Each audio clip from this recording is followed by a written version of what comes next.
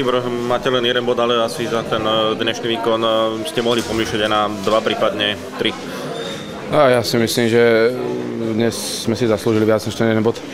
Náš výkon bol, dá sa povedať, o 100-krát lepší ako v posledných zápasoch. Dodržiavali sme taktické pokyny, čo sa nám nie tak často stáva.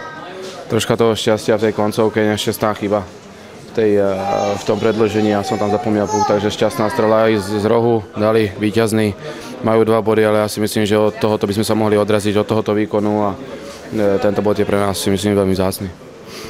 Z úvodu viac menej taktika, trpezlivá obrana z vašej strany, či trošičku taký ustrachaný výkon?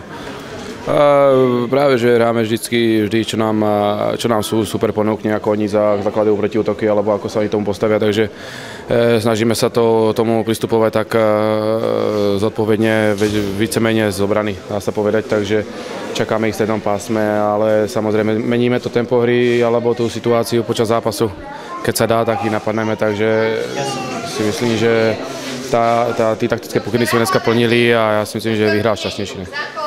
Po 123 sekundách hneď prvý gól, nezamávalo to trošičku mužstvom? Bolo to ťažké na psychiku. Je to predsa, máme tady aj také mladšie mužstvo, ale sme sa dokázali zmobilizovať a tieto výkony alebo tieto situácie, tieto góly inkasované nás môžu tiež posunúť dopredu, aj keď to je v negatívnom, keďže si musíme z toho zapojiť nejaké ponaučenie a ja si myslím, že dneska patrí celá vďaka všetkým chlapcom tady, čo hrali. Ako chýbal tréner? Ako chýbal?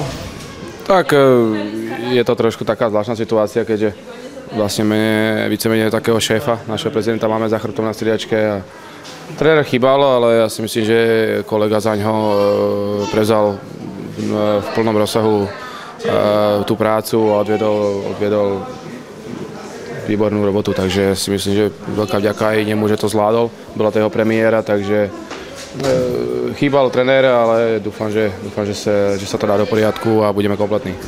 Pred týmto stretnutím, keby vám niekto povedal, že budete brať jeden bod, boli by ste spokojní? Taká otázka na pováženú, keďže išli sme do toho zápasu tak ako vždy za víťazstvom, áno.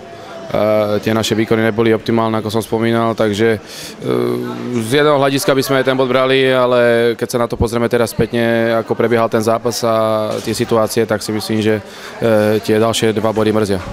V 8. kole tu vo Zvolene ste tiež podobným spôsobom získali jeden bod, keďže 2 minúty pred koncom stretnutia jeden zo Zvolenčanov remizoval, prišlo predĺženie a vlastne z toho ste dostali v 3. minúte v predĺžení gól. Čiže identická situácia.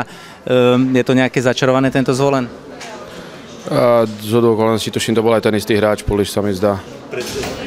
Čo ja neviem, ale stáva sa taký hokej, taký je šport, že to je zhoda náhod, ale opäť vždy sa tam vyskytne nejaká tá chybička, v hokeji rozhodujú chyby a spravili sme ju my. Tým pádom skúsené mužstvo, ako je Zvolen, alebo hráč Puliš, ktorému to lepí na tú hokejku, vystrelí aj z rohu, dá to tam, takže treba sa na to pozerať z tej pozitívnej stránky, ale nejaké čaro alebo niečo zvláštne by som za to nevidel.